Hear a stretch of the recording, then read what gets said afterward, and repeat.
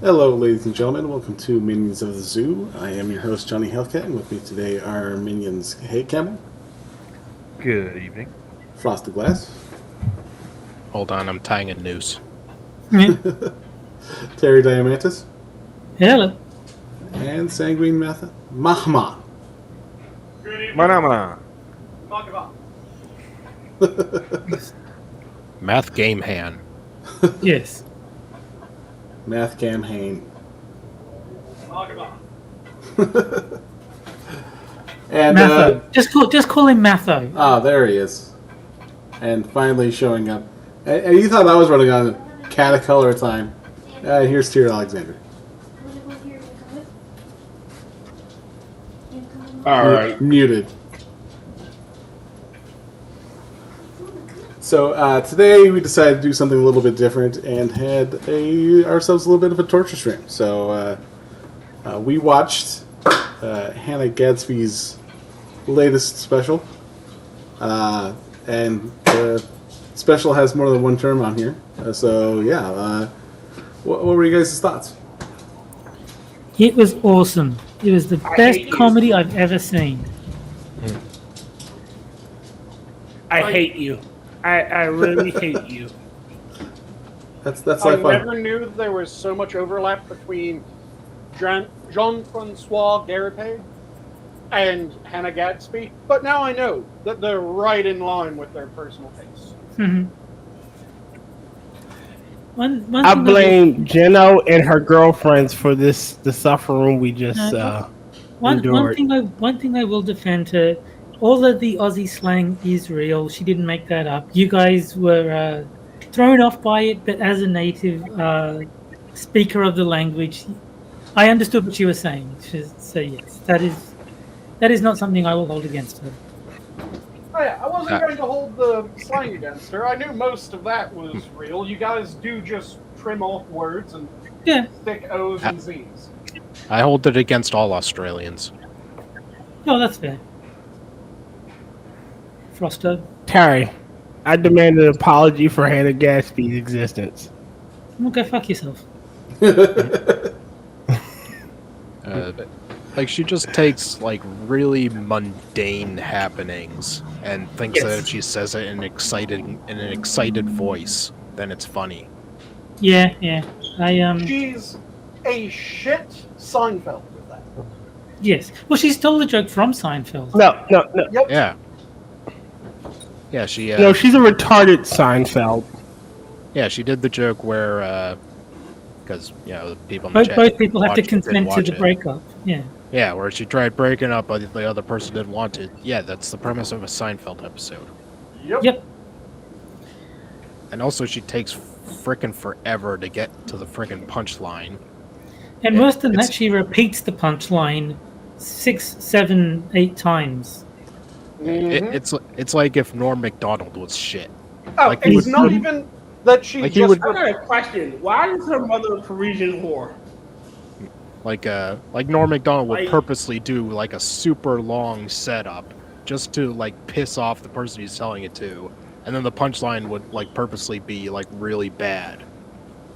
Like he's just messing with like when he's on Conan or something, and she does the super long setup, but she does it unironically. And then the pan of the audience with that retarded look on your face.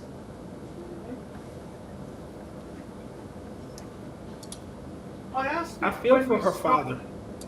Yeah, I mentioned that I feel for her father during that segment, but I still have the same question that I asked at the beginning. How much would you need to be paid in order to laugh like that audience did at those? Well, I mean, no amount of A money. lot. I mean, a lot of comedy specials, they'll show like, yeah, like a shot of, you know, a couple people in the audience, show them like laughing or whatever. I noticed that there weren't any shots like that. There Yeah. aren't Oh, any I of her wonder- specials for us. So I wonder if Yeah. all the laughter was just added in post. Turns out it was you just never like see from other anybody's shows. face with their actual reactions and laughter. Well, you did have the side shots, but those were like also in where you were like she wasn't really getting a reaction. Mm-hmm.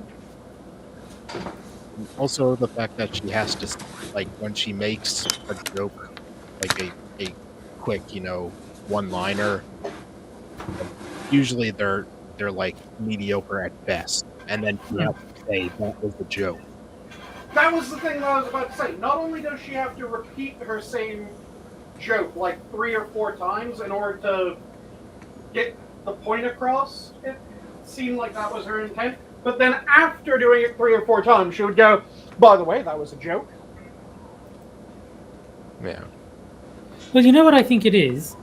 Her audience is retarded and needs to be told, no, that wasn't a true thing that I said. I was telling a joke. It's okay. You don't have to. You don't have to think less of me. That didn't actually happen. There's a reason why there are warning labels. Yeah.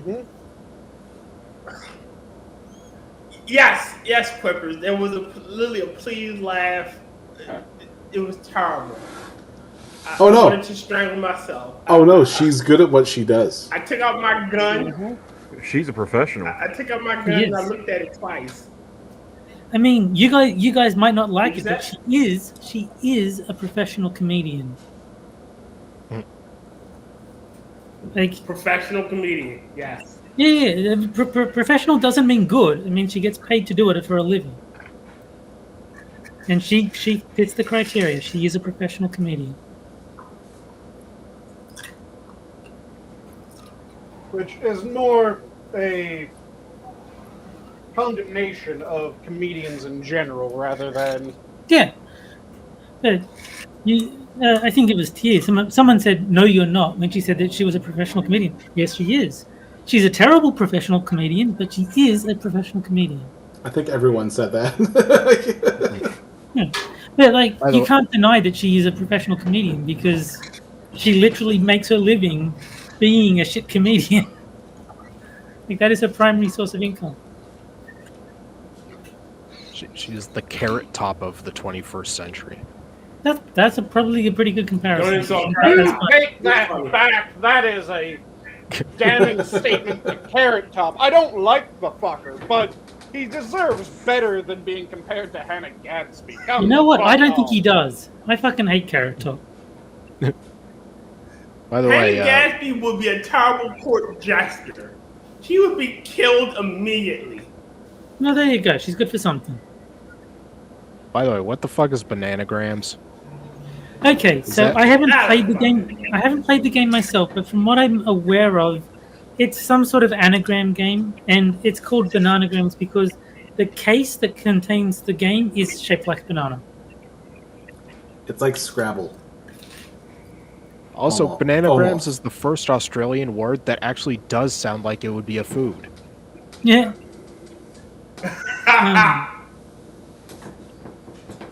There you go. Gunsky says bananagrams is Scrabble for millennials. Yeah. The only thing I know about it is that it comes in a banana case, banana-shaped bag.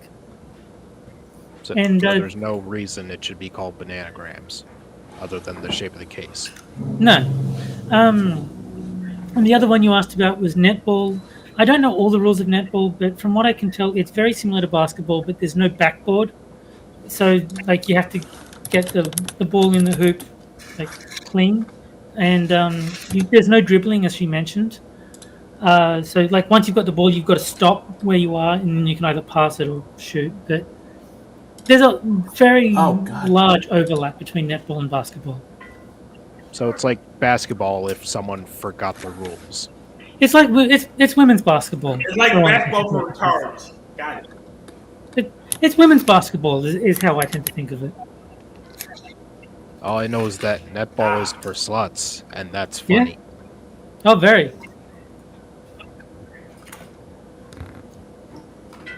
Well, that's not working out for me. But yeah, netball is... I would like to say one thing about the... I would like to say one thing about her girlfriends. I fucking hate them. I hate the first one who made Nanette a thing. No, that was the same and I one hate most Gino. of the time. That was the same one. No, it wasn't Gino. Yeah. It was? It was Jenna, but I fucking hate Jenna. She should die. She deserves it. I mean, the one who hit the bunny, she sounds kind of metal. I wouldn't mind hanging out with her. The one who skinned it with her teeth, yeah. Yeah. It's like, it's kind of weird, but kind of badass, you know. The one she was forced to be in a relationship with, apparently. Yeah. Yeah. Just imagine what you can do to a bush. Yeah, like she was horrified by it. She I'm would like, never have to worry about damn. killing them. She ripped the fur right off that pussy. So yeah, I think I hated it less than you guys because I could actually relate to some of the Australianisms better than you guys. But I mean, it's still not good. But I didn't object to it quite as strongly as I think you guys did. I didn't mean the. You heard I it didn't here, mind the folks. Aussiisms. It's Australian, but not relatable. Yeah, but I could understand where she was coming from. I think a lot of her Australianisms kind of made it harder for you guys to digest. I had no problem with the Australianisms. I just had a problem with it was a hell of a lot of build-up to fuck all. Yeah. No, that's definitely true. But she's a great storyteller. Oh, very. It was the best one of her three that I've seen so far, but it's still I think not good. I think her last joke, the thing where she proposes after killing the bunny, it could have been funny if she told it right. Yeah. If it hadn't taken the entire special to hit that punchline. And also the fact that she gave away the whole who do you want to be your wife thing or whatever. Yeah. If she just said earlier in the special, I'll tell you how I proposed or whatever by the end of this special, and then it just kind of came out of nowhere, I think it might have been funny. I think she was going for a callback where you go, oh, when you realize that it's the same story from before, but now you have more context. Yeah, I know, but it still would have been funnier the other way. Yeah, no, I'm not disagreeing. I'm just trying to explain what I think she was going for. And that's absolutely what she was attempting. She just did a really shit job of it. Like I said, if there's anything that I was going to give credit for, it's that she did actually remember things that she said earlier and was able to make a callback, even if it wasn't a very successful one.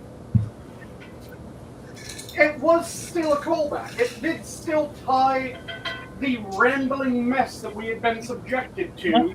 Yeah, at Together, least the callback was relevant. Mm-hmm. I mean, also she did too many callbacks. She did. But honestly, I think because she's autistic, most of the schedule would have been very strictly planned out. I don't think she remembered so much as she memorized exactly what she was going to say and when. Oh yeah, I get that, but I'm saying that from the standpoint of the narrative, there was remembering where it had started. Because even in writing, you find a bunch of people forget where the fuck they started. Yeah, that's true. But I thought it was bad, but not terrible. And I say that because Nanette was so terrible, I think it kind of broke my scale. So by comparison, this is it's boring. It's not good, but I've seen worse. But if you didn't have Again, Nanette compared to dragging- Nanette, this was better, but still. She's If you didn't just have- terrible. if you didn't have Nanette dragging everything down towards that end. Yeah. If I didn't have the extreme lower end stretched by her previous specials, then yes, I would say it was really bad. But you watch Nanette, suddenly you can tolerate a lot more crap because it's this is bad, but you know what? It's not. It's not Nanette. Yep. You think Nanette was just a producer's style scam, but she accidentally became famous. So now she's oh shit, now I gotta do How more. can I And make something so shitty that no one would watch it? But like she's like now I gotta do more specials, but I have no material whatsoever. Yeah. I like that theory. I like it a lot. Well, man, I gotta do a comedy special, but make sure it fails. I know, I'll talk about getting raped and like make nothing and say nothing funny. It's a guaranteed flop. Until she becomes famous for being the least funny woman on earth, and then everyone watches their special ironically. These aren't animals, these are comedians. Have you ever eaten with one?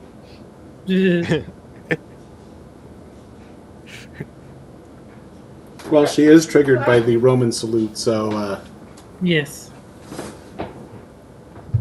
She was Zeke Howling. There was That's what one she was part doing that did over make there. me feel bad for Jeno. I did feel bad when it turned out that When she said that she married her? No. When she thought Jeno was like a unique nickname just for her, and then she found out, no, that's just how Australians talk. Yep. That was sad. It's like, oh, I can understand being disappointed by that. Yeah. I can feel a notion of empathy for that. But at the same time, Geno's the reason why we've had now 2 god-awful specials. 3. Oh, 3? There's a fucking another one? Yeah, the There's second one's Douglas. called Douglas. Yeah. Why, Lord, why? Oh, South Park Have we actually not has the answer. suffered No, enough? no, no, no. South Park has the answer to why God why, because it's our tears that give him his power. And as Chef we have to explained, suffer from no, as Chef explains, if you want to make a baby cry, you give him a lollipop, then you take it away. If he never has the lollipop, he's got nothing to cry about. So he gives us good comedians, and then he makes us watch Nanette. That's how he gets his godly powers. Well, he gives us good comedians, then he kills them, and then he makes us watch Nanette. Yes, right. So what the you're other- saying is Hellcat's Another a thing- god and he's trying to empower himself. Got it. Yeah. No, and the other thing is, I might be the only person here who actually knew who Richard Curtis was before it was explained. Because he used to write with Rowan Atkinson, and I used to watch a lot of his stuff back in the day. I know the name sounded familiar, but So it's not something The unless you moment- like know. Yeah, you don't know. he was Yeah, one the of moment writers that they on said- Blackadder. And the moment that they said Love Actually, I went, oh, okay, I know his work. Yeah. I just didn't That- know the fucking name. That's probably what he's more famous for now, but I know him as the comedy writer from Not the 9 O'Clock News and Blackadder and stuff like that. Yeah. It's one of those people that He's you a don't know comic the writer for name Black of. Adder. You don't know the name of until they start saying some of the things that he worked on, and then you start going, oh yeah, I like that. Yeah. But no, but I actually did recognize the name, is what I'm saying, because I was a big enough fan of those shows that, like, I knew who wrote them. I knew that Richard Curtis was like a writer for them. So he went from Blackadder to romantic comedies. Look Yeah. at this nerd reading the credits for shit. Talk about Yeah, a career. Have I ever denied that I'm a nerd? No, I just have to point it out. No, again we don't and give a say, damn. look at it and point and laugh. You Yeah, read I a mean, credit scene.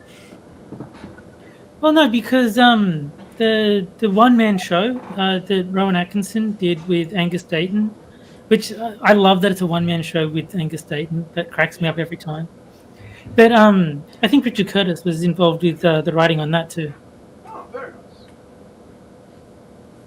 Yeah, for me, when it comes to people like that, I never know their name, but I'll know their work. So if you tell me the work, like you just did with his work with Rowan Atkinson, or you tell me something like Love Actually, I'm able to go, oh yeah, I know that. Yeah. I like it.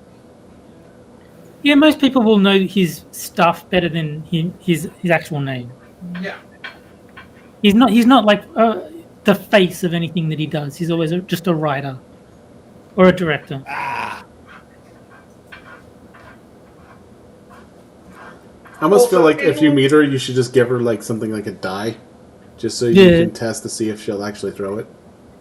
No, Because I think First if off, I, if you meet her, why are you giving her anything but a fist no, in no, her I throat? if I meet Hannah Gadsby, I'm going to give her Guess Who, just to see if she does slap me in the face like she said she would to Tom Cruise. No. What you do is you test the whole throwing thing by saying, "Here, Hannah, here's a Molotov cocktail."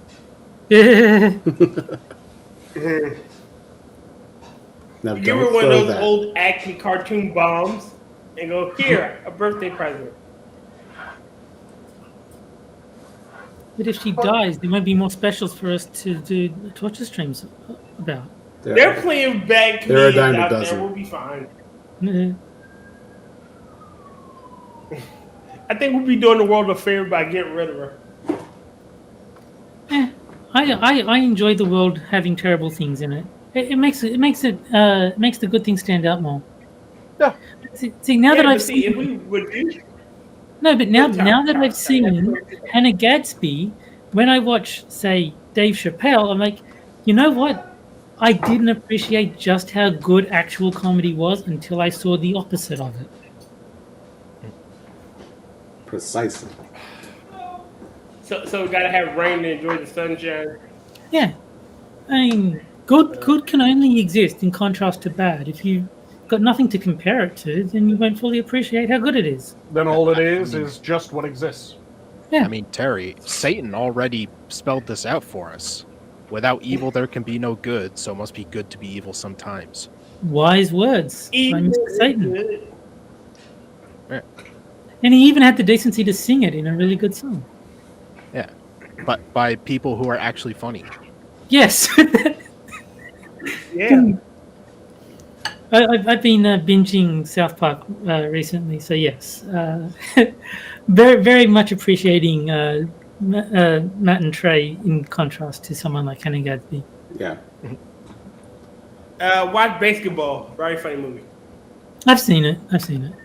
I'm going through South Park at the moment, but when I'm done, if I can still stomach more Matt and Trey after 26 seasons of their show, I might chase down Basketball, but probably not. Probably I'm going to be a bit burnt out on their style of comedy.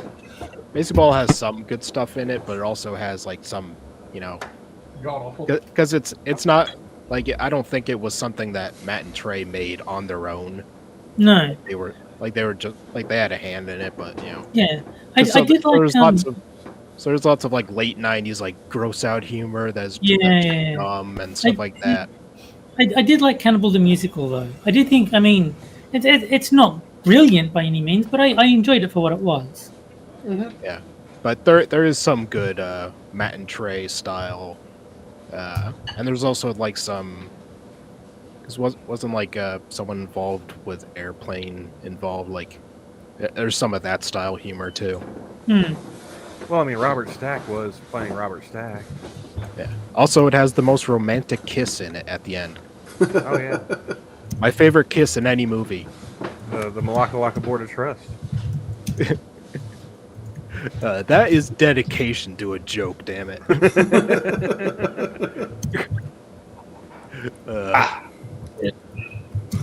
Hey, I've come to get you. Oh, you guys, I'll come back. I wonder if it took more than one take. Basketball was a funny movie. I haven't seen Orgasmo though, which I believe. Oh, I like that one. Yeah. That was a funny movie too. And trouble. If I They I just keep don't calling remember for a it. stunt cock. I just like sex safe again. I like the dumb joke of Jesus Christ, where? Yeah. I just thought it was funny, like, they kept, changing out the dudes, and eventually it's like, they call for the stunt cock, and it's a black guy.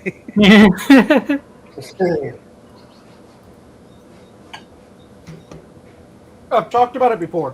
One of my favorite things that a comedy can do is have the foreground background rule. That was in Spy. What was it? It was. The Spies Like Us. Not Spies Like Us. It was Top My Secret. heart. Top Secret. Top Yeah. Secret. Top Secret. That was the one that I was thinking. I was like the Val Kilmer one. Yeah. In that, it was a rule, and in all of the group that did that movie, they had a ironclad rule. You could have a joke in the foreground, and then there would be no joke in the background. Or you could have a joke in the background, and it would be dead serious in the foreground. That's not a bad way to do it. Yeah, if you had jokes in both places, it just started stepping on itself. Yeah. It's as Matt and Troy said in one of the commentaries for one of their episodes, it's putting a hat on a hat. Yep. Oh, is that where you got that phrase from? Yeah. Because I've heard you use it before. I just didn't realize it came from them. Yeah, they were using it to describe the. It was the episode where I don't know if you've seen it yet, Terry, but it's the one where Towley writes a book. Tally does what? Sorry. Where Towley writes a book. Million haven't seen Little it yet, no. Fibers. Yeah, that's. I think that's 10 or 11. Yeah, I'm only up to That's season one 6. I'm season 6 at the moment. Yeah, because they said that they had like 2 plots going and they were both like really stupid and crazy. So because they were saying that this was one of their lesser episodes. Yeah, They were saying and that Kate is they- pointing out in chat. She actually did tell me that that episode existed and that it was bad. So that I haven't seen it. Yeah. Where it's- they just the two really strange plots put together makes it a lesser episode is Yeah, what so- they had determined. It subtracts from each rather than adding to each. Yes. The last episode I saw had them shoving food up their ass and then shitting out of their mouth. And the funny thing is, there's an episode called How to Eat with Your Butt, and that is not the episode that I just watched. That is from the previous season. I know, right? That is so crazy to me. They go to the Vatican and there's a giant spider that they worship. All hail the spider. But I did think it was funny that Mr. Father Maxi goes to report all the kids reporting the molestation. You go, yeah, how do we get them to stop reporting it? Can we just forget about the Gilgamesh? The Gilgamesh. Forget about the Gilgamesh! The Gilgamesh vaginas are like 3 foot wide and filled with teeth. So I like that. I like that they have like a nuanced take on stuff. Like they'll do the jokes about like Catholicism and all that stuff, but then at the end they're like, like there's a book of stories that they can help you and stuff like that. Yeah. They're not solely just shit on Catholics. Yeah. They're very good at trying to stay balanced and like shit on both sides. Yeah. 'Cause same thing with the Mormon episode where they point out how stupid like Mormonism is, but then at the end the kid's like hey, if this helps me have a great life, then what's it matter to you? Yeah. Well, I actually fully agree with that. And yes, Cartman did get a medal for discovering that you could eat backwards. Because the TV is obviously very in tune with Kyle and Eric watching it, and knows exactly when to break that news to maximize Kyle's suffering. Have you gotten to the one? I can't remember what season this was. I think it might have been 4 or 5, where Cartman gets the Cartman Land. Oh, that's 5, season 5. Yeah. That Yeah, I was is thinking- probably my second favorite episode. Yeah, I was thinking of that episode because, like, just recently, it like occurred to me that episode could be like read as someone finding out that socialism doesn't work. Yeah. Like they get an amusement park and they think it's all gonna be great. It's like, oh, life actually is more complicated, and we're gonna need this, and it actually ends up turning into a whole thing. Yeah, Cartman. You're not gonna have your utopia that you think. Yeah, Kyle gets the hemorrhoid and it almost kills him. Yeah, my 2 favorite episodes are actually both in season 5. With Scott Tenorman Must Die is my absolute favorite, and then Cartman Land is my second favorite. I did like the Osama bin Laden one. I didn't. I think because 9/11 had no particular emotional impact on me, it was just I didn't have the catharsis of seeing Osama bin Laden being made to look ridiculous. It just I just didn't like hit with me. I just like the throwback for the Looney Tunes thing. Really, that's Yeah, really I the mean, only reason I liked it. it was not like unfunny or anything. It was just I thought it was relying too much on, hey, you sure hate Osama bin Laden, don't you? Which I mean, yes, but not to the same extent that an American would. Yeah. I mean, I don't think the episode leaned solely on that, and plus this was like right after 9/11, so Yeah, and that's what I'm saying. It's like if you had just gone through that tragedy, I can understand it being very cathartic to see, South Park completely ridiculing the arsehole who perpetrated the act or directed it. I think they gave a harder time to Stevie Nicks. Yeah, but because I don't have that emotional attachment to 9/11, like I didn't feel as strongly, so I don't think it worked on me the same way it would work with an American audience. also I like that there are 2 episodes where they kill Osama bin Laden. Yeah. What's the other one? The other one is later on. It's I think it was like right after. No, it wasn't. But Was it with it was the one where they were making fun of the Jersey thing, Jersey Shore. Yeah. Oh, okay. Oh yeah. and the Jersey people are becoming such a nuisance that the people of South Park ally with Al Qaeda to help take them out. And Keith is asking, did I cry when Kenny died for real? No, I didn't cry. It's not that sad. I mean, that episode's hilarious. The way everything is treated so seriously. Where were you? We built the ladder to hell. Just like Stan showing up and Alan Jackson, fucking hell. Something. No, I did think it was surprisingly heartfelt for a South Park episode because they were playing it so seriously.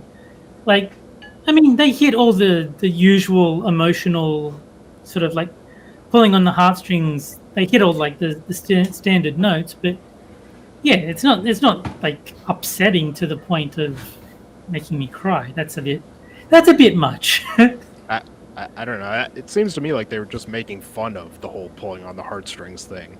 Like Stan shows up and finds out Kenny already died. And Kyle's like, his last words were, "Where's Stan?" Yeah. And it's like, oh wait, I'm not the worst friend. Cartman is. Yeah. Yeah. Like, All because he wanted a second take his pizza. Did you see the Juilliard, the one where they did the I do like that this stream has derailed into talking about South Park now. And yeah. yes. Yeah. We detoured it. We detoured into actual comedy. And it happens because we prefer this over that shit. So yeah. Yes. But Keith was saying she saw it as making fun of soap operas. I mean that's obviously what it was doing, but like if you take it completely seriously, I can see being sort of having the heartstrings pulled, but I don't know. I don't think South Park should try seriousness. I don't think it works for them. I don't know. I didn't really. It can work. I didn't really interpret it as them actually trying to be serious. They weren't. They were trying to be ironically serious, but I don't think it worked. It was not an episode that I thought was very like. I understand the meta joke of there not being much comedy, but it didn't work for me. I remember when I think it was the Cartman's dad line, and then it was the Terrence and Phillip thing that happened afterwards. I remember there was a guy in my art class who lost his mind because he was so invested in the episode. Yeah. And they're like, the part 2 of the episode will not be shown for the Terrence Phillip special. And Yeah. He's like, that was my brother. My brother had he lost his shit when they did the April Fool's thing with Terrence and Phillip. he tried, like, he's like, he's like, it's gonna be a while to realize that it was actually like part of the joke, but like, he's like, I was so pissed when the episode started. Not without my anus. And the fact that it was such a dumb episode that they showed instead. Yeah. Well, I mean, I didn't think Not Without My Anus was good. It was not meant to be. Like, it was meant to be crap to piss you off because you wanted the conclusion to the cliffhanger. So I mean, I didn't like the episode, but I don't really hold it against it. Yeah. The way that I like hold the Aspen one, where like they're making fun of like those sports movies. The ski I just thought that resort was movies. stupid. Yeah. Yeah. I don't know. That one I really didn't like. Although I did like the But end. they had a montage. Yeah, that's where we get the montage song. Even No, before the Team America. You need a The montage. montage song is the only good thing in that episode. I did like the end when she flashed her tits and it was like, Quaid, stop the reactor.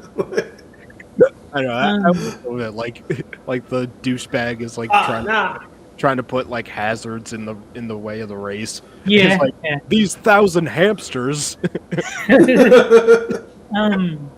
But I think And Stan just like slowly just skis past them. yeah, the worst one I've seen so far was the Great Expectations one. That was just by far the worst episode that I've seen by them. Where Malcolm McDowell was an Englishman telling the story of Great Expectations. Hello, I'm a British person. Yeah. That's like really the only good part of the episode. I don't know. I like her snapping the bunny's necks, and also the fact that robot monkeys show up at the end. Yeah, I mean, I I'm don't gonna know. need my bunnies back. I'm glad they didn't do that kind of stuff again. I'm glad that they realized, hey, maybe we should stick to episodes about the actual main characters. Which is really funny because they probably had an episode and they're like, we don't know what to do. Let's just pick something and do that. Yeah, it feels like occasionally they'll like, aside from the Not Without My Anus, they'll just occasionally do episodes where they're just like messing with the audience. Yeah. It's just a meta joke where they're like intentionally doing something really out there and stupid, like as a joke on the audience. I think one of the more recent ones I saw was actually it was the most recent one, is Not Intended for Children or something like that, where essentially they're making fun of Logan Paul by calling him Logan LaDouche. And I haven't seen much of their recent stuff. And they're selling like the super hydration drinks that are, well, they're not supposed to be for kids, but kids are the ones taking them. Yes. I'm gonna have to step up my South Park watching because I've only seen the first, like, I'm halfway through season 6, so what, 5.5 seasons. I far. like a huge gap between. Yeah, there's a huge gap. I'm getting to the point where I stopped watching because the recognizable episodes are getting further and further apart. So I think by this stage, like when they were like new episodes, I was not watching them every week for sure. I was like watching it. If I happened to notice that it was on, I'd stop watching quite as fanatically as during like the first 3 seasons. When they went from Comedy Central to HBO, like when they hit the streaming area, that's when I stopped watching. Okay. Because it wasn't on. Well, I wasn't anywhere near a TV anymore, but like it was mainly. Yeah, it just wasn't being shown anymore. The season 6 Christmas episode is one of my favorite episodes. Okay. Well, I mean, I'm going to get to that one pretty soon. My jingle bells. I am. I don't want to spoil anything, but it's the Red Sleigh Down is the name of the episode. Yeah. So far the season 3 Christmas special is my favorite of the Christmas specials. Well, that one's just a classic. Yeah, because it's got so Yes. many great songs in it. Yeah, Matt and Trey were just born to do music. Yeah, well, I think most of the music stuff is Trey, isn't it? I don't know. I think it's Matt. I think most of it's Trey. Like Trey seems to do most of the work on their He does most of the projects. vocals anyway. I think Matt plays instruments as well. Like he's usually listed as director and stuff like that. Yeah, Kiwi's saying the same. She thinks it's mostly Trey that does the music stuff. I mean, that's always been my impression. In the same way that like Eric Idle does all the music stuff for Monty Python. Even though like Terry Jones can sing, he's got a great voice. It's typically Eric Idle who does the musical stuff, and I think it's kind of the same. Yeah. But like, yeah, all their movies have such great soundtracks. South Park movie, Team America, Cannibal the Musical, obviously. Yeah. The South man. Park movie has brilliant songs. That is like knocked it out of the park. That was amazing. I can't believe that like when they were like 2 seasons in, they got permission to do a movie and they made it a musical. Yeah. There is one thing that I will never forgive them for. Bic is not Latin for generosity. I will hold that as a black mark against them forever. Oh, come on. You can let it go. No, they fuck's lied to me sake. through song. They lied to me through song. I hate when people do that. Lie to you through words, not song. God damn it! My just like a poo. my favorite song in that movie is "What Would Brian Boitano Do." Yeah, what That would Brad is a good Boitano do? And You I were love back in that, time. and I love the version that they do in the end credits. I think it's got to be up there. The song Satan Sings for me is my favorite. But like they're all good, but that's probably the one that stands out. It breaks into falsetto. Man, I can't wait to go to Shorty to get some poontang. I wish that they had brought the mole as a character into the show because I like that character. Yes. Careful, was my mother careful when she stabbed me with a coat hanger while I was still in the womb? Fuck you, God.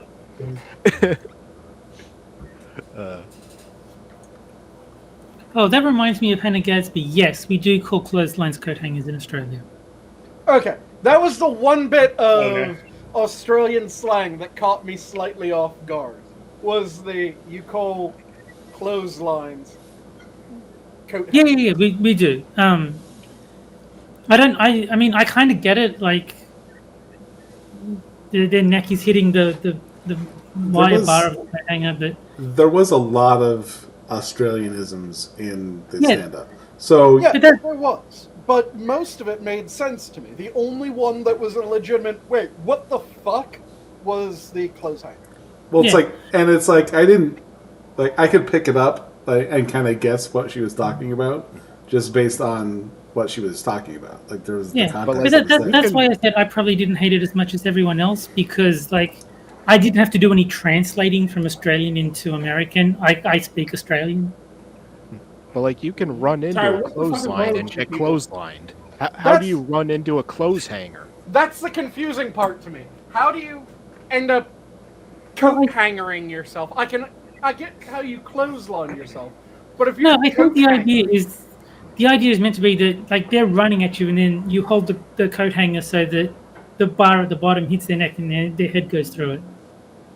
I just thought it meant like you hang yourself on the block of David Carradine. But yeah, Like, I what, mean, fucking Mach 60? Or scenario 2, he's hanging by his neck in his fucking closet, Yeah. which is possibly the best joke of the movie. No, that was scenario 1. The scenario 2 was he went to Disneyland.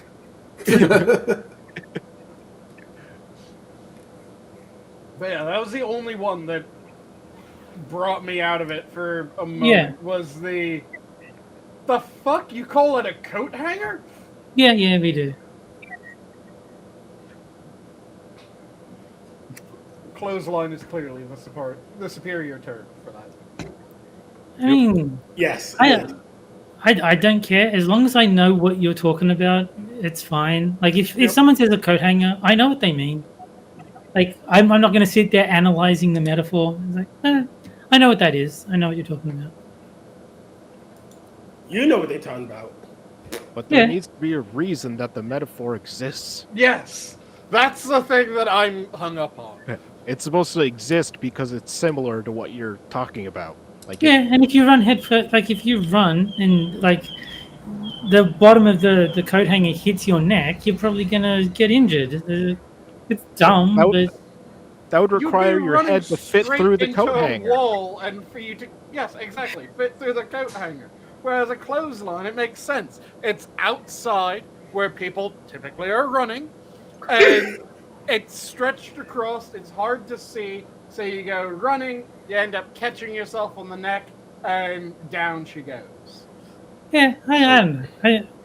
I guess I kind of see it like not as doing it to yourself. I see it as you attacking the other person. So like, if you were like had someone was running at you and you held a coat hanger up and it was like big enough, then that You would. picked a bad weapon.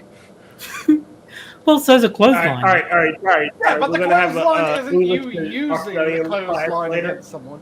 The clothesline is you running about and then running into clothesline. Yeah, because but I it think- isn't an active thing to clothesline. It's just sticking your arm out and letting them run into it, as if it were a clothesline.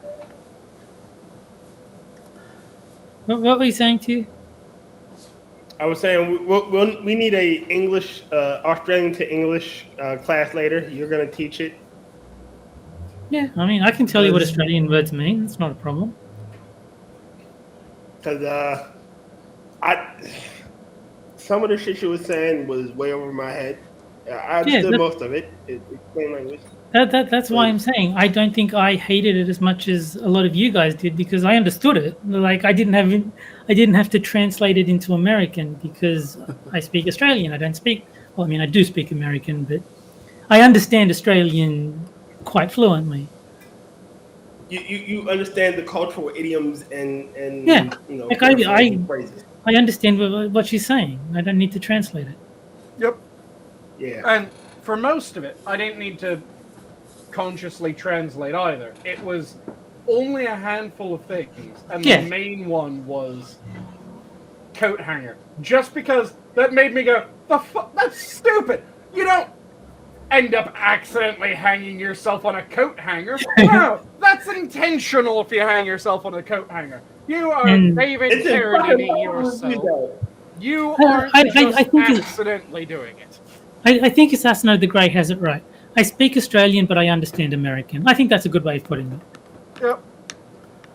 I've gone through, and I remember Corn's Groovy Pirate Ghost Mystery, the Scooby Doo episode with Oh yeah. that was season 3, I think. Yeah, Mhm. yeah, that one was good because they ended up like, they're like, and now we can perform here, and it started off like and a 1, and a 2, and then just breaks into the Yeah. into the song, and everyone's like, holy shit, what the hell's going on here? Are they I ghost love- pirates or pirate ghosts? Yeah. Well, pirate ghosts were they were pirates before they were ghosts. But I do think I should give you all Australian nicknames just to keep it going. So Frosto, Camo, Sango, Tiro, and Hello. But I think Cato would make more sense for Johnny. I mean, I already got Groucho. Yeah, but that's not based on your name. So. Yeah, I was wondering if you were going to use the Z option for anyone. So it'd be Froz. Well, he's already got two. Oh yeah. Well, we could go Froz, Kaz, Hells, Saz, and I don't. He doesn't really work with a Z.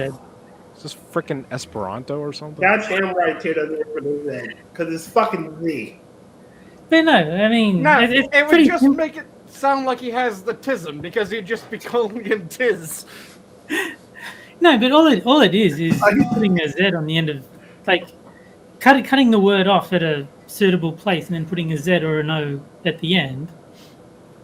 Like, were you trying to like At least, scramble your messages during World War II or something? Like, I don't know.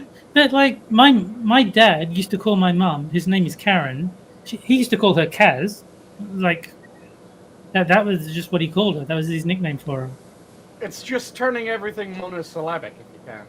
Yeah. Well, AKA or shortening it or whatever. But The ideal is monosyllabism.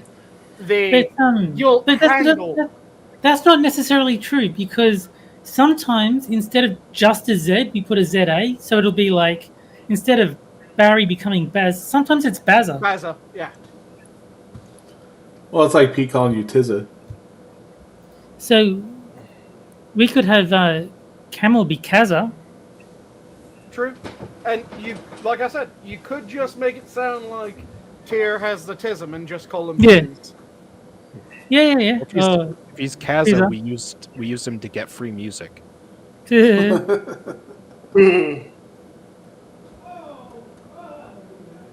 no, Campbell, I didn't start off with a co-hanger. My mother wanted me for some odd reason. Yeah. Well, I mean, that's the official story. Poor life choices. Nope. She had the option. I was wanted. I wasn't playing, but I was wanted. I think it was, according to my dad, I was wanted because my mum had had a few miscarriages, and so like she finally got one that stayed. I don't know. We want this one. We definitely want this one. The way you were starting, I thought it was going to be because my mother had had a few beers. So I have the thing that I haven't let my mum live down, and I just keep on needling her about it, because she was talking about my siblings and myself, and she said that, well, your father and I decided that we wanted to have a child, so we had my eldest sister, and then we decided that we wanted to have another child, and they had my brother, and then we had you. And she had skipped the decided to have another child. So I just constantly needle her about it.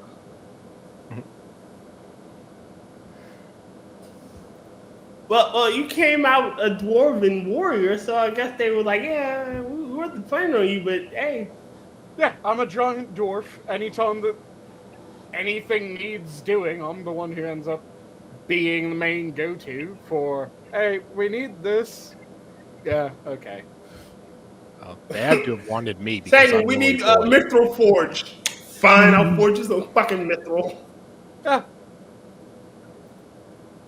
Good example is... Saying we need this house mined out of rock in this mountain range. We got 2 days. 2? I only need 1.5. Yeah. 2 good examples of the... I just end up doing things that shouldn't really be the way that you do them. Is my family was having work done on our old family home before the family home ended up swapping. And my uncle was doing the work. He ended up not really thinking through things. He had a chest-height feed dumpster. And he had a 35-gallon garbage can. He filled the 35-gallon garbage can with construction waste, not realizing that he would then have to lift the 35-gallon garbage can up to chest height to dump it into the dumpster. Mm-hmm. He couldn't. My mum couldn't. My mum and my uncle couldn't. My dad sure as shit couldn't. So I was up, I'd torn 2 muscles off the bone earlier in the year and hadn't had the surgery, so I was down 2 muscles in the shoulder. And my mum went, by the way, if you can get everything from the garbage can into the dumpster, that'd be greatly appreciated. Intending for me to take a scoop and take a layer off at a time. I picked a 35-gallon garbage can mostly full of wood and concrete up to chest height, and I dumped it in the dumpster. God damn it, Dwarven man. The other Stop time, doing feats of fucking amazing strength. the other time was she wanted 2 bushes gone from her yard, so I ripped them out of the ground.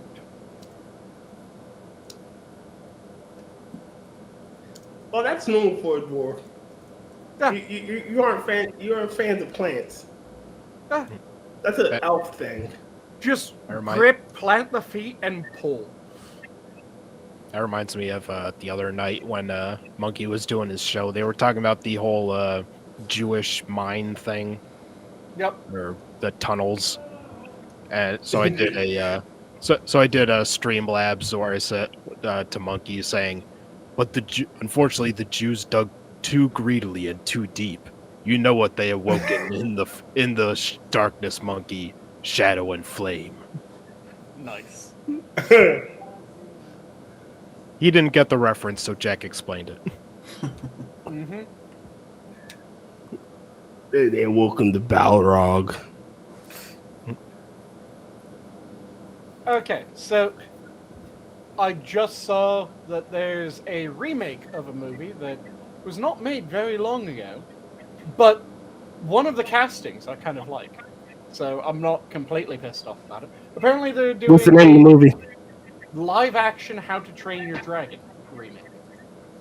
No. The one thing that is not terrible is the person that's been cast as Gobber is Nick Frost. Sanguine, have you seen the live action Disney remakes of They are their god work? awful. They are absolutely Of anything? awful. But at least this one, the first casting that I heard of, is pretty fucking good. I like Nick Frost. Nick Frost is chill. Well, How to Train Your Dragon isn't Disney, right? No, it is. I mean, it's Disney owns Pixar. yeah. I thought it was Disney DreamWorks. Pixar. I thought it was Disney owns Pixar. DreamWorks Pixar. It is DreamWorks. It's DreamWorks Pixar. Yeah, because at the But beginning of Puss in Boots 2, they do the DreamWorks thing, and they show something from How to Train Your Dragon. Yeah. Ah, okay. Yeah, but Disney owns that, if I'm not mistaken. No, it's owned by Universal.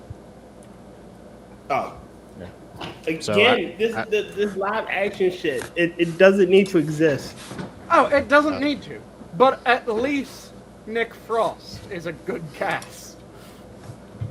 Well, I mean, if I've it's never not heard of it. Disney, then maybe they'll know better what they're doing than Disney. But I don't know. But like Alright, so the live action ones of the movies that I like really offend me. Like I refuse to see the live action Lion King, and the upcoming Alright, live so- action Lilo and Stitch is gonna be a nightmare. I Can you still imagine? stand by, if you're doing a remake and you're changing the story at fucking all, the way that you do it is you It's find not a a remake. movie. No, I'm saying if you're doing a remake and you're changing it at all. Yeah, it isn't technically a remake at that point. It's a well, I'm blanking on the word. It is Reimagining? no, there's a word for when it's a Reboot? a retelling. Reboot. Yes, reboot. That was the phrase I was looking for. It's a reboot. But if you're going to do a remake or a reboot of something, look for something that had a ridiculous amount of potential, but was just shit on by some aspect, and make a remake of that. And then shift That's- that into a cup and then have someone drink it. That would be how you did it. You tried to fix something that had potential, but it didn't live up to the potential. Like they should be doing remakes of like notoriously bad movies, like trying to make them good. Yeah, do remakes of notoriously bad but had potential movies. Because there's a lot of bad movies that they just never had potential, they never had any legs. They were fucking awful and they were fated to be fucking awful the entire goddamn time. If it's a good movie, And then there's other movies that they had a obscene amount of that sounds really fucking good, but then were just awful. and it was All right, because so of this is- directing or acting or some other aspect. All right, this is my issue with remakes, retelling, reimaginings. The game Final Fantasy VII. It was not a perfect game. It was a game of its time. Mm-hmm. But when it was marketed as a remake, Final Fantasy VII remake, and you fucking altered the story completely, it's no longer what you marketed it as. That's that. And now I say that to say the same thing for, we'll say, Little Mermaid. It's not the same thing. You changed the story far too much. At that point, it's a reboot. It's a reboot or a reimagining. And if you market it as such, you will get a better reception than it's just a live action remake. No, it's not. It's not a shot for shot, one to one. You change too much of the original story, and it's no longer what it is. And that's what Disney has done with every reboot or live action remake of everything they touch. And there is no doubt in my mind that How to Train Your Dragon will be the exact same fucking. But to give an example of something that was a really good remake, all the Yakuza Kiwami games. Because there was Yakuza 1 and 2. But they're just graphical updates. No. No, they're not. They added a lot of things. They tuned up the controls. They were full-blown remakes. But they kept added stuff they cut from. They kept everything that was important. Content. Can you shut up and let Sanguine talk? Everything that was important to the heart of the game was a graphical update, and the controls, they were tweaked so that they were easier to use, because the original version was old school tank controls, which those are son of a bitch. They took it from tank controls to something that was far more intuitive, far easier to use, and they added some things to it, but it was never subtracting and it was never changing anything drastically to the point where you would go, oh, the story elements have changed. The new combat controls are actually based off Virtua Fighter, which I think is kind of cool. Yeah, the new combat controls from Yakuza 0 through the Kiwamis, and then I think it's, 4, 5, 6 are the ones that have the same controls? Yeah. Those are far better. Yakuza 1 and 2 had the same controls of Yakuza 3. I know Terry's played Yakuza 3. I've played Yakuza 3. Yakuza 3 has god-awful controls that make it a pain in the ass to play. I've played the first 5, I think, Yakuza games. 5 or 6. Yeah, I've played the first 5. Yep. I haven't played, All right, I haven't played Like a Dragon. That would be so Yakuza 7, yeah. Like a Dragon is fucking fun. You should play Like a Dragon. Yeah, if No, I'm going to play them in order. I'm going to play 6, and then I'm going to play Like a Dragon. Yep. So you've played up to 5, then you're going on to 6. Like a Dragon changes the gameplay, but it changes the gameplay for the right reasons. And I think 8 is continuing with 7, right? I don't know. I don't know anything after Like a Dragon. Like a Dragon is 7. No, I know that, but I did know there was an 8. Okay. Yeah, there's 8, which, let me quickly check. It's either just come out or it's currently in production. Okay. What's They're doing a Like a Dragon, the Man with No Name. They're doing a spin-off. I found a distraction video. I am going to... Yay! Save the penis.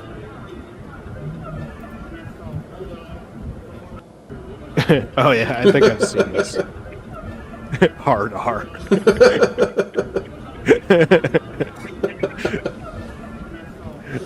This should just like that. Just leave it there. Okay, so Like a Dragon Infinite Wealth is apparently coming. Yeah, that's 8. In a couple weeks. 2 weeks until it comes Yes, can't wait.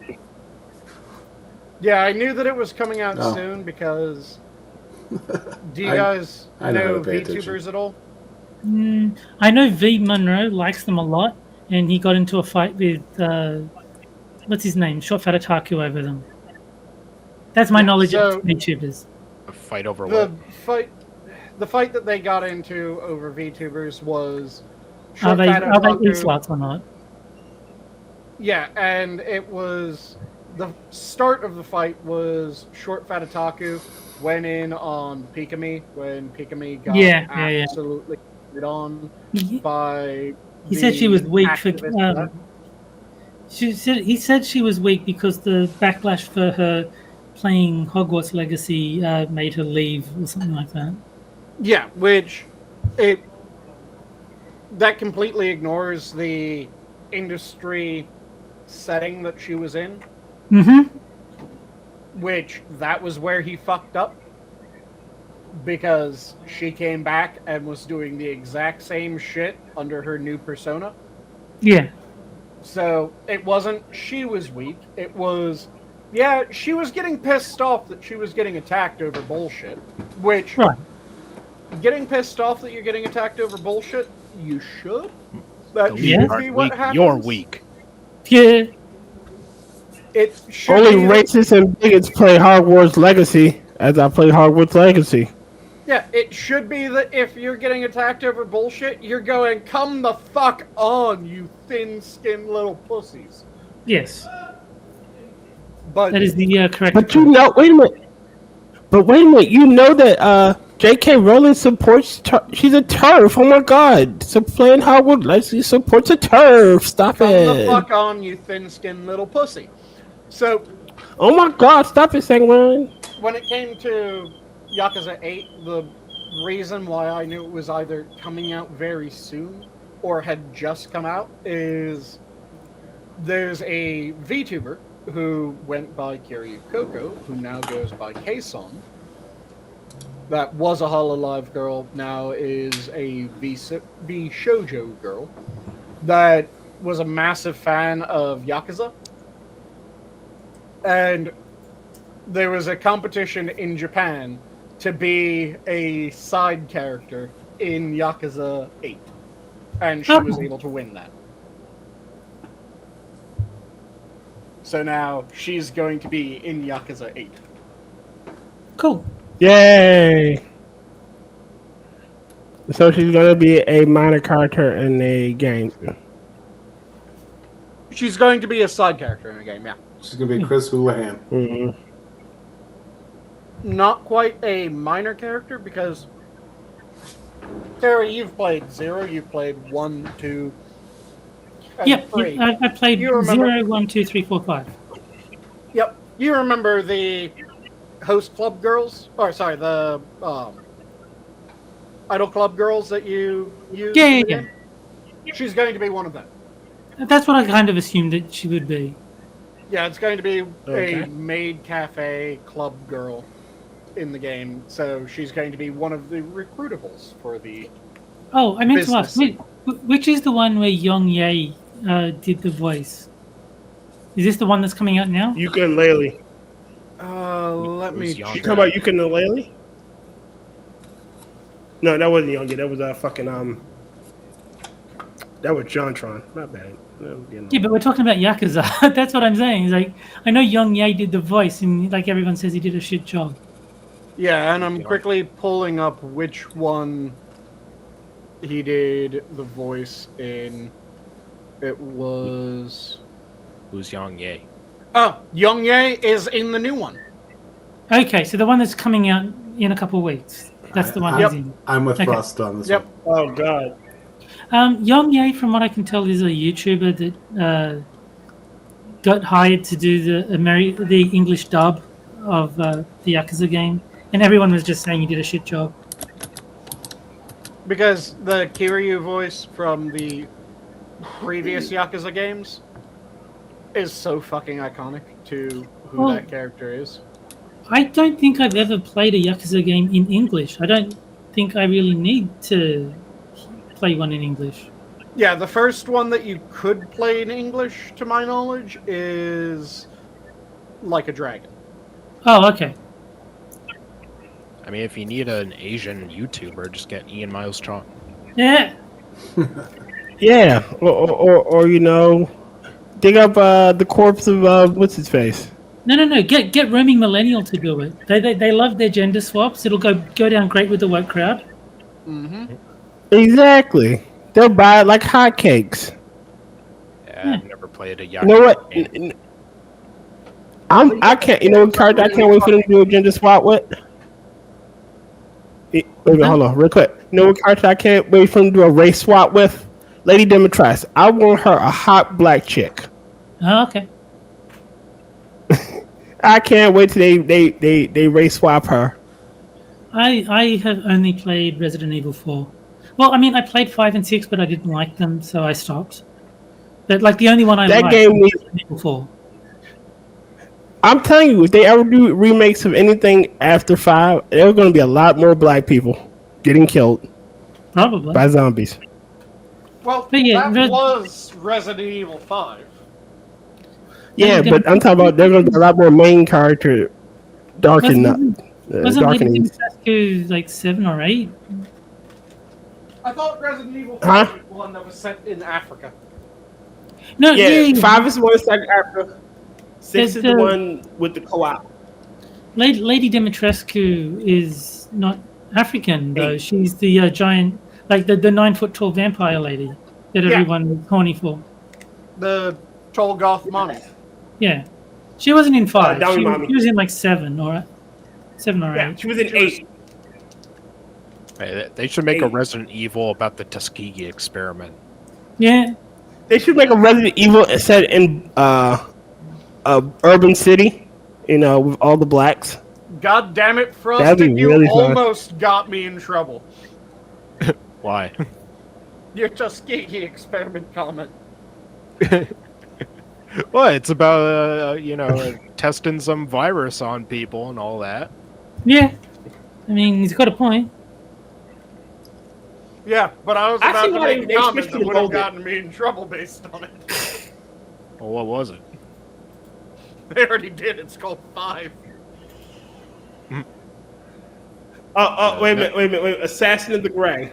No. To follow the rules of race gender swapping, big vampire mommy must be a sassy gay black man. No! She has to be a sassy black woman. It has to be Little Nas X. The Africa thing reminds me of I think my favorite joke from Jimmy Carr is if we would just invest some money in mosquito in no wait, how's it go? I know which one you're talking about. If we would just invest some money in mosquito netting for Africa, we could keep so many mosquitoes from getting AIDS. Yeah.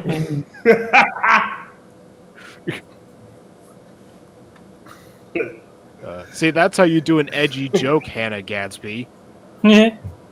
You don't say a mildly dirty thing and then say, "Oh, I'm an edgelord." Yeah.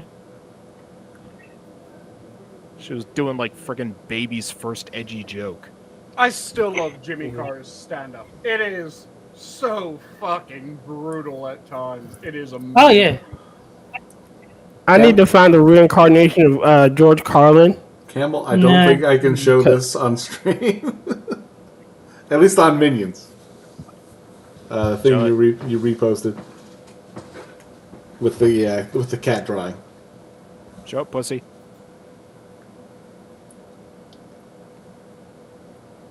Frosted trying to get people in trouble tonight. Were this anything but Minions, I would go for it, but I don't know if I'm allowed to do that. You're right. Resident Evil 5 was about the gay love affair between Chris and Wesker and how Jill was a part of their sexual relationship. The thing all I know about 5 is that he punches a boulder. Which And is he screams, amazing. "What?" He he punches a boulder into lava, It is amazing. which makes no fucking sense. No, it's not. It Amazing. makes no It fucking doesn't sense. need to make sense. It's amazing. It is one of those moments that is be the American Japan knows you can be. It is fucking fantastic. And hell yes, everyone needs to be the American Japan knows you can be. That shit made no. How are you surviving that close to lava? Be the No protection. American that Japan knows you can be, Tier. Stop making. Well, fucking technically, Shiva was a black African. She should be dead because she doesn't have the American power. Yeah, but She wasn't blessed with Americanism. We aren't talking about Shiva. We're talking about Japan's depictions of America and how they're always fucking amazing.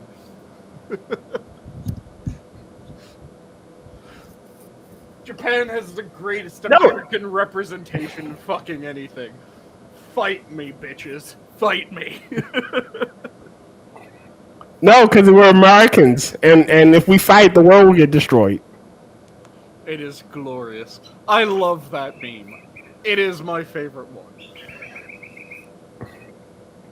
Silly birds? No real birds. Sorry. No real birds. Oh. The Aussie the birds. American. Yes. Rodden, again, I like Resident Evil's the only story I liked in Resident Evil 6 was Leon's because it's the only one that felt like an authentic Resident Evil game. The other two just felt like action-oriented shoot-'em-ups. I've seen a playthrough of RE6 by, doing co-op, just by people making fun of it, and they would just constantly do the emotes to each other, like they're running away from some giant monster or whatever, and the two characters are going, "Good job, thanks, glad you're here." Resident Evil does not need co-op. It's kind of hard to be afraid to get the atmosphere and be afraid when, say, I'm playing with Frosted and he's fucking around. Yeah. Or you're playing single player and it's the in a AI's wide open fucking place. around. Resident Evil. Yeah, or the AI's fucking around. As a solo endeavor than anything else.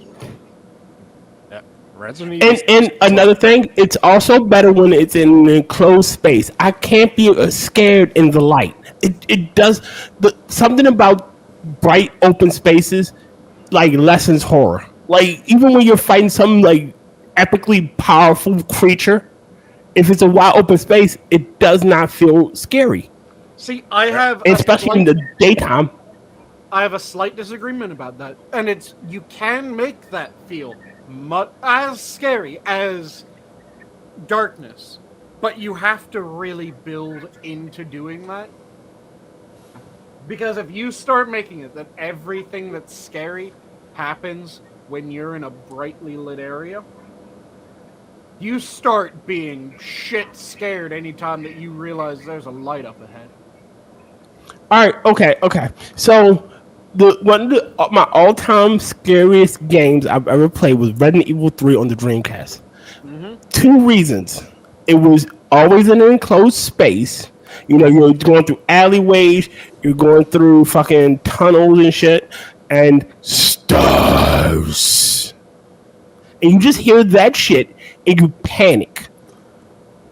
Now, when it became wide open, The first Silent Hill. Yeah, the first Silent Hill. Again, enclosed spaces, and it's claustrophobic. The first Silent Hill with surround sound. That was fucking scary. All right, so and then you have this game called and this game was never scary. It's called Alone in the Dark. The game, you could not be afraid in that game. Mm-hmm. Open areas. You had driving sections where you drove through a city and it wasn't enclosed. It wasn't like a tight little squeeze where monsters could get you. You could dodge. Fucking what's the other one that was the other Silent Hill? Not Shattered Memories. The one after the room, if I'm not mistaken. I don't remember. The one with the magical Negro. Oh, god damn it. Was it Shattered Memories? Or another good. I think it was horror Shattered game Memories. was another good horror game was Fear. Mm-hmm. Another good horror game is Outlast. Outlast does well. But like I'm saying, you can do a horror game where you become afraid of the light. You just have to build your entire shit around it. Again, it's kind of light monsters or things where it's bright and I can see the creature coming just does not feel scary to me. And that's Even when because- scary shit is happening. That's because they haven't built around it. If you build around it right, you can make being in a brightly lit area terrifying. I mean, This is it's something possible. Scribe used to have a challenge that he would say every so often where he wants a horror author to make a horror story that doesn't rely on darkness and isolation. Well, you can do that. You can do psychological horror where you have a Pavlovian fear of light. Yep, and that's what you have to do in order to get to that in a game. You have to make it so that every time that you find the light, you're punished. You have to make it so that... Oh, I got one better. Why not make you a shadow creature or a shadow beast or some sort, and you're trying to survive, but the light is what kills you, or there's the things that are, say, a human. You're being hunted by a human. You are the monster fleeing. That's No, one way. It plays off. Okay, so it's the others. No, I got it. It's you're playing as a ginger and you're avoiding the light because you'll get sunburned. That's one way. No, You have what cancer. if the entire time you're thinking you're playing as the human trying to escape the monster, and then and you get the twist? Oh shit! I was the shadow beast, and I'm fucking trying to get back to the darkness so I can live. And then there's the humans hunting me down. No, wait. You know? Oh shit! I'm a shadow beast. The Tyr Alexander story. See, the thing We is, call ourselves the darkies. there's ways of doing it so that you can get that proper level of fear. It's just a lot of that isn't done right. So it ends up being this, oh, come the fuck on, are you bullshitting me? Rather than it being actually dread-inducing. And that's the thing that I get pissed off with a lot of horror games. A lot of horror games can scare you. Not a lot of horror games can fill you with dread. And that's I think where a the horror only- game actually succeeds, to my mind. Not just scaring you. Scaring you is easy. Jump scares give you that ooh effect. Jump scares are fucking lazy. They're lazy, and like I said, all they do is they give you that, oh my god, and then it's gone, and you move on. You need to fill someone with dread. I'd rather be. Have you ever played Monstrum Sanguine? I have not. All right, not Monstrum 2, but the first Monstrum. The premise is you're trapped on a ship with monsters, and you don't really fight. You run, and you have to gather all the shit you need to escape. And these motherfuckers are hunting you, and there's light sections, and you gotta hide and shit. That shit fills me with fucking terror because these things, they see you, you're dead. Yeah, you need to. That shit's fucking scary. You need to actually scare the shit out of someone in order to make a horror game. And like I said, it's not just scare them, you need to fill them with dread. Not just fear, dread. Man with the true mouth the entire time. Well, then there's a Carl Urban movie that I think you'll really like. No, I prefer the Sylvester Stallone movie. What? It has my line, I'm the law.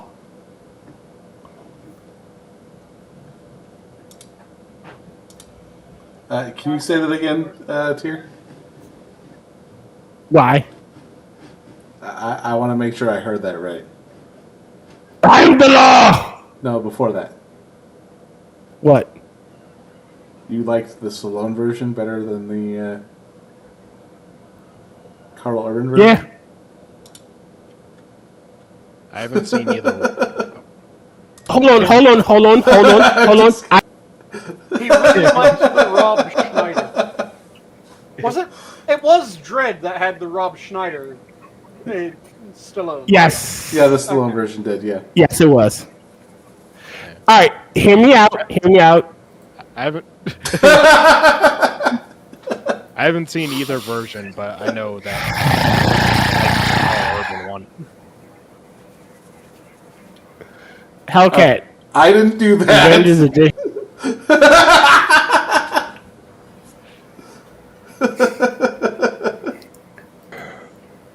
Revenge is a dish best served ice cold. Well, then you better pick. It was me.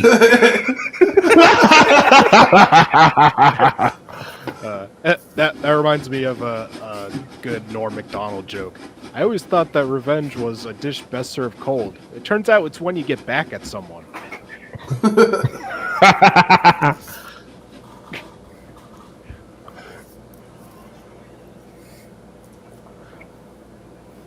I love that movie.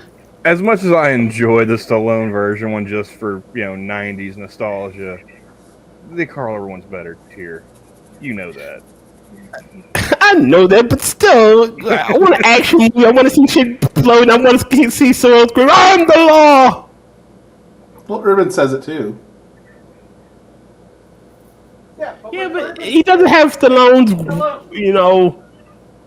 Grandiose sense gravity of voice. self.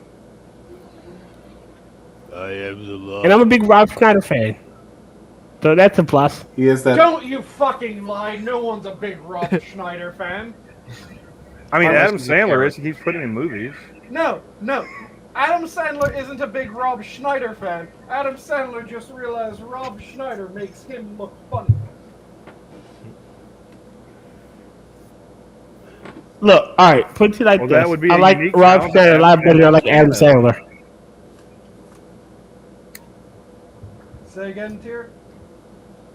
I like Rob Schneider a lot more than I like Adam Sandler. This is just further evidence you're born wrong. I mean, Adam Sandler hasn't been very good for a while, so. Oh no, he's terrible. But He's been phoning it in. the difference is Adam Sandler hasn't been good for a very long time. Rob Schneider hasn't been good. That's a lie. Rob Schneider's stand-up is fucking hilarious. Shit, John Leguizamo's old stand-ups are fucking hilarious. Now, John Leguizamo has been good for a fucking while. Though The he young- does have yeah, one of yeah. the best Seagull stories. Not All right, quite as I'll put it good like this. as David Spade and who was it that also had the story about Seagull? It was David Spade. Was it him? Are you talking about the SNL? I put same. I Yeah, put it like when this. They were talking about him on SNL and how fucking miserable it was working with him. Though I do have to admit, Snyder does also have a decent one because Snyder has the story of Steven Seagal go into his dressing room. Then Snyder following in a few moments later. A bit after that, Seagal comes out of one of the back rooms and says, "I've just read the best script of my life." And Snyder asked, All right. "Oh, really? Who was it written by?" "Me." I put it like this. Hold on. I put it like this. I love. Tom has dulled a lot of my favorite comedians. Young Eddie was fucking hilarious. Young Adam Sandler was fucking hilarious. Young Leguizamo was fucking hilarious. Dulled a lot of them. And I say this because you contrast it with the old school comedians and shit. Carter was funny up until his death. Kennison up until his death. Fucking Pryor up until his death. These men were fucking hilarious up until the time they died. Adam Sandler couldn't make me laugh if you paid me $1 billion. He's not as bad as Hannah Gadsby. Now he can get a chuckle out of me, but compared to his old shit, fuck you, they're crap. Yes, currently he's much worse than he was before. But you just said which puts him on par with Hannah Gadsby. No, Hannah Gadsby got 0 laughs out of any of us. The entire fucking... No, I'm saying that he could get... I'm saying that Adam Sandler now probably could get a chuckle. He probably get a... that is kind of funny. And maybe 1 or 2. But back in the day, when he did shit, it was fucking hilarious. Oh, yeah. Like I said, he's definitely fallen, so have a lot of other comedians. They've fallen in the quality of their comedy. They're crap. But that is still far better than Hannah Gadsby. Because Hannah Gadsby, we just sat and watched, what was it, a 2-hour fucking special from her? And no one even... It was 75 minutes, I checked. It was an hour 15. Man, wow, Terry had to clock it. That shit felt that's 5 minutes too long. That's an hour and 5 15 minutes too long. That's an hour and 15 too long, exactly. Just wait till the No. The first 5 minutes, it should have been over. Hi, I'm Hannah. And the credits roll. That would still be too long. Just do the old-fashioned, Hook comes from off stage and pulls her away. Yep. Pulls her off. But yeah, it's this constant thing that, yeah, you'll have comedians that fall, but they're still at least able to get a chuckle out of you every so often. She didn't get a chuckle. Like, I heard that the recent Netflix Adam Sandler thing, the animated one where he's a lizard, I've heard that's, not bad. Yeah. But Hannah didn't get a chuckle. I haven't seen it yet. We watched the entire fucking thing. No chuckles were had between any of us at anything other than something that one of us said just because we were getting sick and tired of the bullshit that was going on screen.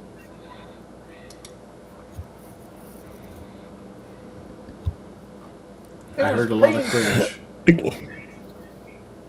Yeah, again, I could watch any of Colin's when he was younger. I could watch his specials when he was, his early years. I can watch his later years and still die. Yep. Sides hurting. Same with Pryor. Same with, fucking Kennison. Anytime I could watch that, and it's not germane to, these are way before my time, and I could still fucking find them hilarious. I watch young Adam Sandler. I watch young Leguizamo, and they'll be fucking hilarious. I watch young Eddie. Fucking hilarious. The Leather Special was one of my favorite fucking specials. Now, again, they can barely get a chuckle. They make it 1 or 2 laughs. I mean, go, that's funny there. I remember that. Yeah, that's cool. Why am I watching this? I still point out that getting 1 or 2 chuckles far better than what Hannah Gadsby got. Because that's what you said. You said that they were on level with Hannah Gadsby. And I'm saying, fuck you, no they aren't. I mean, 1 or 2 versus 0, come on now. It's not a high bar. I'll take 1 or 2 every fucking day of the week and twice on Sunday. Now, I think at the concession stand where she does her specials, they sell razor blades. They sell cyanide pills, just in case. Razor blades, sleeping pills, and a quart of gasoline with a rubber hose.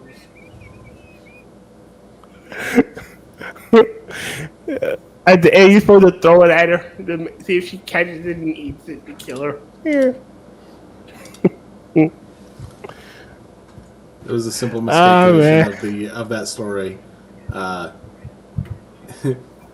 It was her who caught the rabbit. Yep. Also, everyone in agreement that we all feel sorry for her father, and then it just sounds like Yes, this I song. agree. Her father, yeah, God bless his soul. God bless his heart. But one day he's gonna end up murder stewing that family. Yeah. I can't get my cheese, huh? He's going to end up a family annihilator that everyone actually sides with. Hannah drove it to him. Hannah and the mother drove him to this. He's innocent. He'll be the fucking killdozer of family annihilators.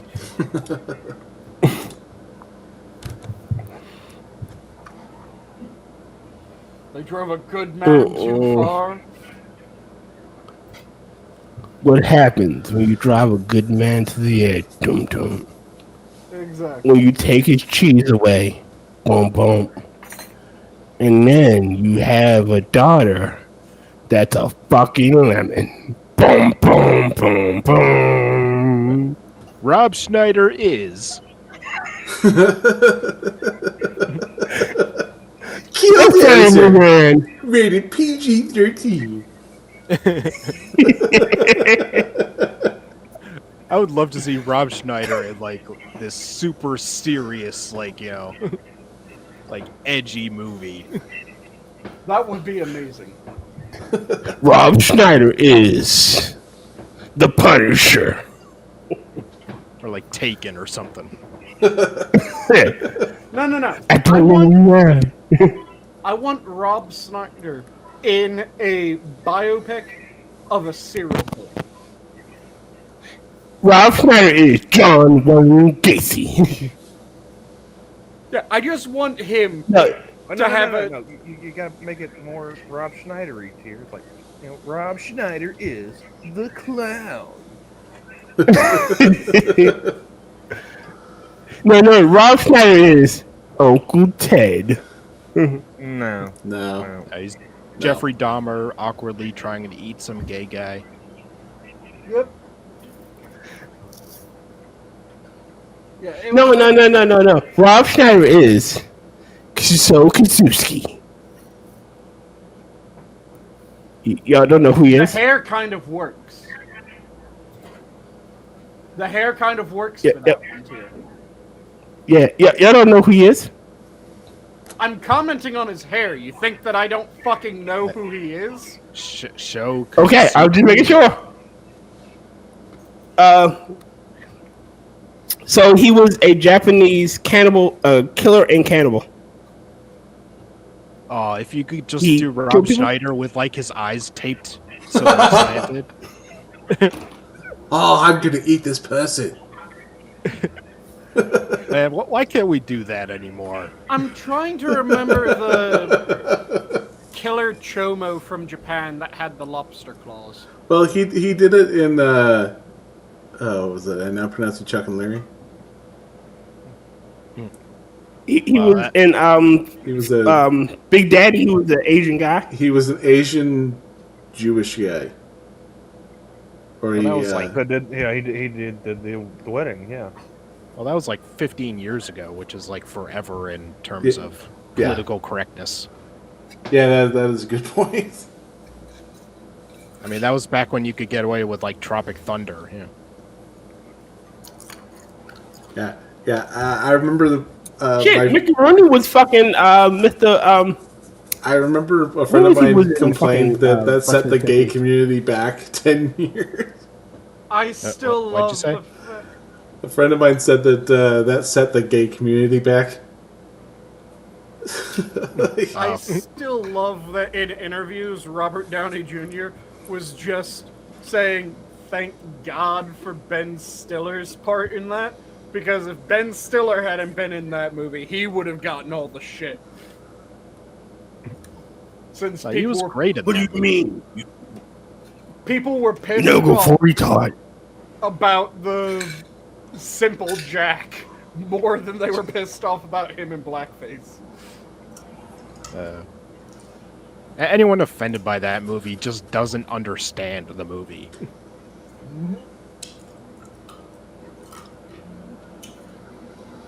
People are offended by anything nowadays. We should try and watch that one again, especially with the file that I had. I mean, just the fact that they made a movie that was willing to mock Hollywood, that makes it like stand out above other movies. Like making fun of like playing a retard in order to try and get an Oscar and stuff.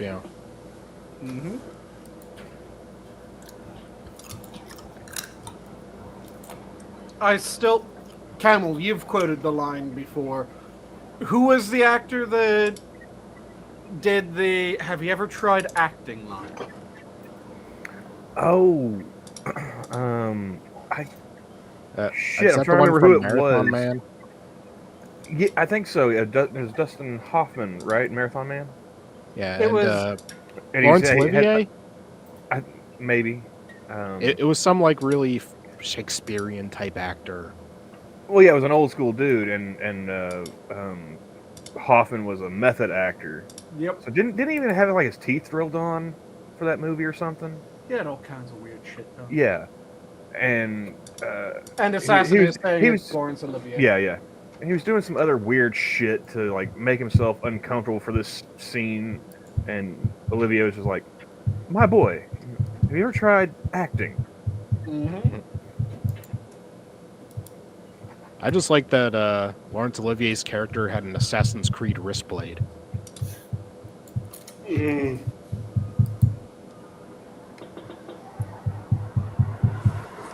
But I think we're kind of scraping bottom of the barrel now, so... I think Also, we're- someone has someone knocking on the door for them. Yeah, someone's knocking. And But, it's about We hear you Tyree's knocking, but you can't come in. dinner time, so I'm thinking. But we are going to call it. All in all, yeah, this is do not watch. We watched it, so you don't have to. It was god awful, as you can tell by the fact that we talked about it for like 5 minutes of a stream that we were supposed to be talking about it the entire time. There was only one thing of any sort of worth. Like I said, it was the fact that she remembered the plot of the fucking thing at the very end. But And she's That still is- Seinfeld jokes. You guys are crazy. Best comedy special that has ever been and ever will be. Hannah Gadsby is smoking hot. Everyone in the audience should go get Netflix just to watch this special. They can thank me later. Ty, is she in your house right now threatening you? was that what the knocking was? No, but I just don't want to deny our wonderful audience the joy of watching. I forget what it was called, but the latest Hannah Gadsby special. I So, think it's Ty, Tara's Ty, revenge it's okay, for us sending okay. Arch Barker to Australia. Ty, send me your coordinates. I will have a military strike at your location. so what would your overall rating be, just before we close out? Oh, now you're gonna try and stick to the format, Johnny? Yeah. Well, I had forgotten that we haven't done the rating yet. I haven't even opened Metacritic or anything else like that. I wouldn't think we even had to. Come on, Camel, open Metacritic. Let's hear what it is. Oh, okay, It's one 100% critic rating. What's the audience? On the asshole scale, it's a -7 out of pi. No. On the asshole scale, it's a higher number is better than a lower number. He's just I- making you- fun of your ridiculous -5 to 15 or whatever nonsense you use for the arsehole scale. Well, there is no. Oh wait, It's not ridiculous. there are some. There are two critics reviews. Scale of 1 to 100. What do you think? Review these two would give? /suicide note. I'm saying they're north of 80. So saying over 80. Anybody else want to take any stabs? I'll say 97. I'll say 73. And this is I Metacritic. don't know. Yeah. I'll go 90. Is Metacritic like leftist or something? Well, no, these are just reviews that were posted in other publications. Metacritic's just, it's a aggregator. Yeah, Metacritic's the aggregator. It's the critics that are left. Yeah, it's Rotten Tomatoes that's the one that's really kind of. Tier was the closest without going over, so Price is Right style rules, he wins. We got one from I didn't Spider realize. at 80, and one from Paste Magazine at 79. Yeah, I forgot we weren't supposed to go over. I thought it was just like just guessing. So what was the score? Tier said I think 73. Decider Magazine has a rating of 80 Okay. for the special, and I Paste got Magazine one has of them dead 79. Rotten Yeah, I got Okay, Tomatoes. one so yeah, of two them wins. dead on, one of them a bit too over. No, Rotten you said Tomatoes- over 80. So I I'm said counting 80 that as 81 Okay, and fair above. enough. Rotten Tomatoes does not have an audience You bust, score. sir. You lose. Fair enough with that interpretation. Good day, sir. I was doing 80 plus, as in 80 and up.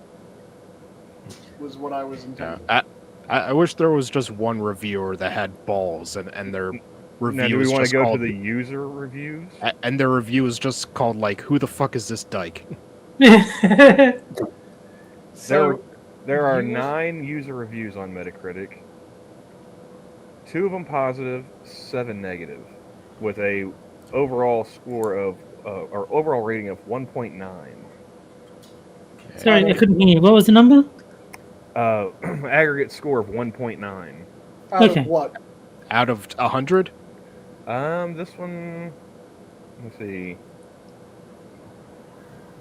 I want to say like the user reviews might be like out of 10, because I don't. let's hear some of the negative reviews.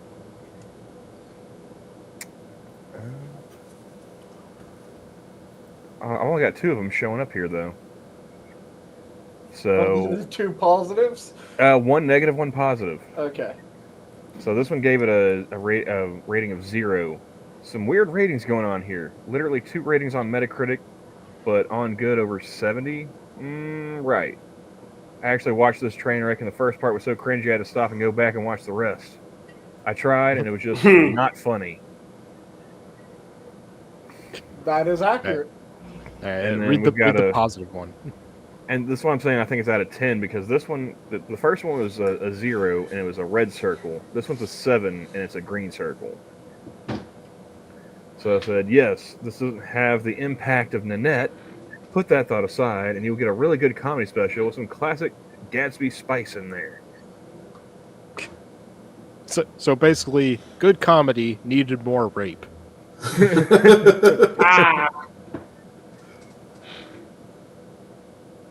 And is Gadsby Spice just a phrase for shit? Is that an Australian slang term down there, Terry? She's No. not. She's not spicy. She couldn't be edgy or spicy if she tried. So it's shit cream soup, according to you? She's as spicy as boiled chicken. If she was a spice, she would be salt.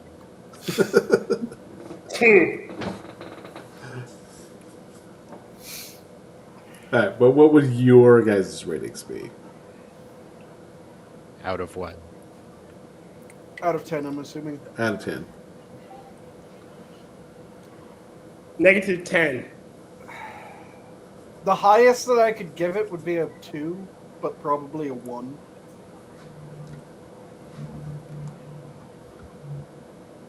I'd say a 2. Like, she could have been more boring and obnoxious, and there were times where she was close to a joke.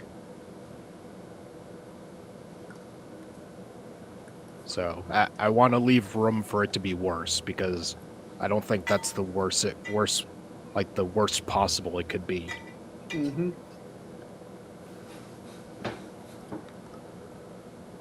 I would give it, I would agree, 2 skinned rabbits out of 10.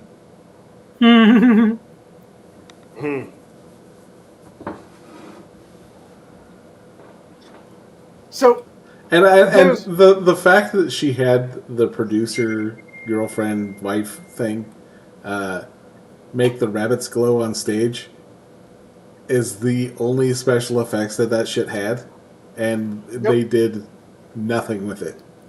Yep. Except Also, for that one little joke. Would you guys agree that it would have been funnier if immediately after killing the rabbit and proposing to her wife, she said, "So then I did what needed to be done, got down on one knee, bit the foot of the rabbit, and just peeled it like a fucking banana." That might be good, but she wouldn't be able to deliver it. No. Yeah, she wouldn't have been able to deliver it, but it would have been something that would have redeemed something to me. Like, a good comedian might be able to do that, but not her. Yeah. Start with her being horrified by her ex doing that, end with her doing it and horrifying her current girlfriend. That would assume she was a good comedian. Yeah. Yeah. Like I said, she couldn't, but someone else might. Yeah. But with that, the zoo is closed. Have a good night, everyone. Apparently, fuck Terry's rating. We're free! We're free! He had his chance. All right, Terry, what do you got? I mean, I was going to give it about What? a 3. It's 3? pretty bad. Yeah. That Australian bias. 3 out of 10, not enough rape. That's essentially what the review is.